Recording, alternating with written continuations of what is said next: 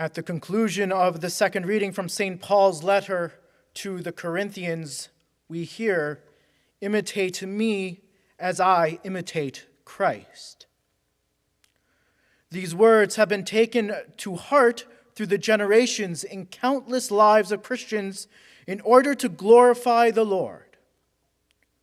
We might think that this is easy, but St. Paul and those who have followed after him in imitating Christ know that it is not easy. There is a real difficulty in living the Christian moral life in community. Not only do we have to be responsible for our own lives and relationship with Jesus Christ, but we must also look out for the least amongst us and not cause scandal. Our words and our actions should always lead someone to God and not lead them into sinful behavior. There are many examples, many saints that we can turn to help illustrate the imitation of Christ. But given the readings today have a priestly ministry slant to them in dealing with leprosy, we can narrow down to one example. St. Damien of Molokai, the patron saint of people suffering from leprosy. He was beatified by Pope St. John Paul II in Brussels, Belgium on June 4th, 1995, and canonized the saint by Pope Emeritus Benedict XVI on October 11th, 2009. In 1866, Hawaii established a leper colony on the Kalaupapa Peninsula. With the belief that leprosy was highly contagious, a forced quarantine of leprosy patients was enforced. In 1873, St. Damien discerned his call to serve the spiritual and physical need of the individuals in the colony. Upon arrival, he found the colony in anarchy. There was no one to care for them. Addiction and other immoral behavior was on display in the lawless colony. Providing the much-needed leadership, he organized the people to build schools and houses, and last but not least, a church under the patroness of St. Philomena. He brought them God, who brings order and the fullness of life. In 1885, after several years of working in the leper colony, St. Damien would become one of the 5% susceptible of contracting the contagion. After 16 years in the colony, St. Damien succumbed to leprosy on April 15th, 1889. He was first buried nearby, then his remains were transferred to Belgium in 1936.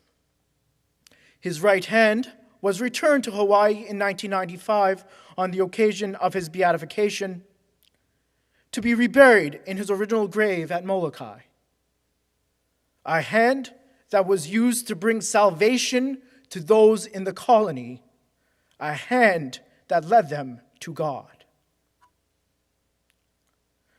The narrative of St. Damien should have an effect on our hearts and hopefully call us to conversion, to be imitators of Christ. Here is a man who gave his life serving those in the peripheries, those who treated with contempt and left to die. In his service to the lepers in the colony of Molokai, St. Damien followed the instructions of St. Paul in the second reading. Do everything for the glory of God. He showed them the love that Christ has for everyone. No one is excluded from that love. It is a love that heals. It is a love that restores. It is a love that saves. It is a love that reconciles.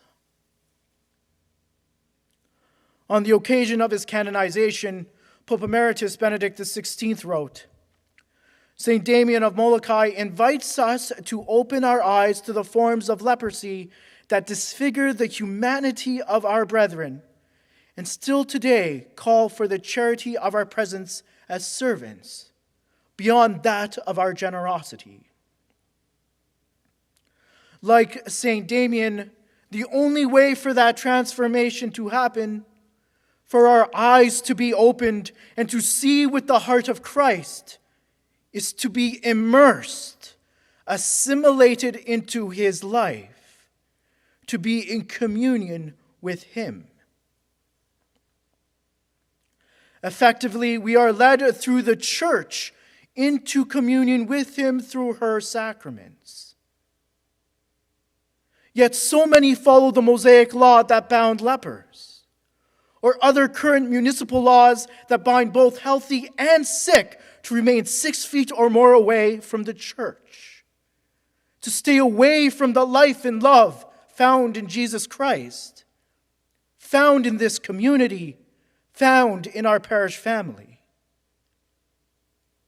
Let me remind you, it is in the sacraments where we participate in the Paschal mystery, in the cross and resurrection of God's Son, to be healed by God's love, to be restored and given the fullness of life by God's love, to be reconciled by God's love, to be transformed by God's love into his saints, made whole by his love so that we can imitate him. St. Damien found his strength by going often to the cemetery to pray the rosary or spending time in the presence of the Eucharist.